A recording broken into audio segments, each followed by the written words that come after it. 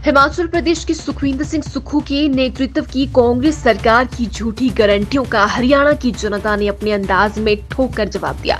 ये बात नेता प्रतिपक्ष एवं पूर्व मुख्यमंत्री जयराम ठाकुर ने मंडी जिला के दौरे के दौरान मीडिया से बातचीत करते हुए कही। जयराम ठाकुर ने कहा कि प्रदेश के कर्मचारियों को 28 अक्टूबर को सैलरी मिलने वाली है। ये तभी संभव हो पाया है जब सेंट्रल टैक्स का 1479 करोड़ रुपए हिमाचल प्रदेश की झोली में आया है, लेकिन उस पर भी मुख्यमंत्री वाहवाही लूट रही है। प्रदेश के कर्मचारियों और सेवानिवृत्त कर्मचारियों को समय पर सैलरी और पेंशन नहीं मिल पा रही है। मुख्यमंत्री को यही समझ नहीं आ रहा कि वो कहना क्या चाहते हैं।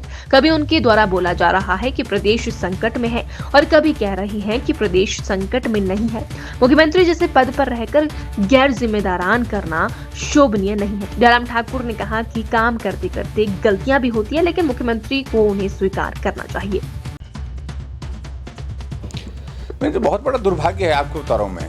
हमारे खिलाफ अखबार लिखते थे स्वतंत्र है, मीडिया को कंट्रोल करना चाह रहे हैं। और ये इस बात को उनको समझना चाहिए कि हिमाचल प्रदेश में हमेशा ही मीडिया जो है वो मुखर होकर के लिखता है, स्वतंत्र होकर के लिखता है, प्रदेश में लिखता है। इसको स्वतंत्रता जिसको हम बोलते हैं कि हमारा लोकतंत्र का चौथा स्तंभ जो है वो है, और उसको कमज़ोर करने में लगे हैं। अब FIR दर्ज कर दी है, उनको धमकियाँ दी जा रही है। हमारे खिलाफ तो बहुत सारी बातें बोलते थे, ये नेता बोलते थे, तब भी हम उन सारी चीज़ों को बुरा नहीं मानते थे। लोकतंत्र है कि बोलने का अधिकार उनको भी है, हमको भी है।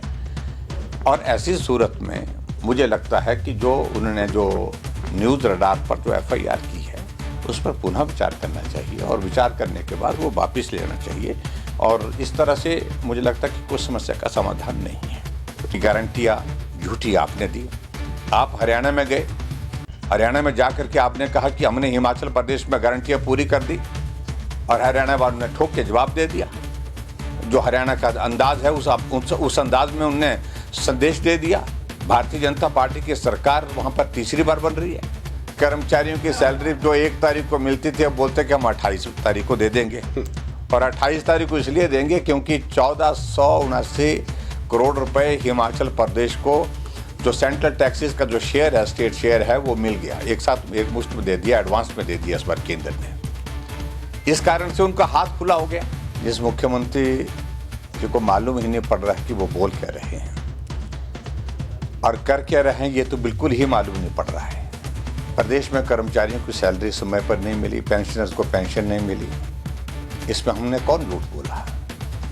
खुद ही उन्हें विधानसभा के अंदर कहा कि बहुत बड़ा संकट है, आर्थिक संकट है, और इसलिए मेरे मंत्री और CPS हिमाचल प्रदेश में 2 महीने तक सैलरी और पेंशन जो है वो डेफर करेंगे, यानी कि विलंबित करेंगे। हमने तो नहीं कहा था। कई जगह इंटरव्यू दे रहे हैं कि कोई संकट नहीं है। व्यक्ति एक ऐसी जिम्मेवारी के पद पर होने के बाद जो स्थिति है उस पर स्पष्ट अपनी बात कही है तो उस पर टिकना चाहिए। कभी कहते संकट है, कभी बोलते बिल्कुल संकट नहीं है। आप अभी 2 वर्ष मुख्यमंत्री रहे हिमाचल प्रदेश में, होने जा रहे, अभी तक 2 वर्ष भी पूरे नहीं हुए। हम 5 वर्ष तक रहे।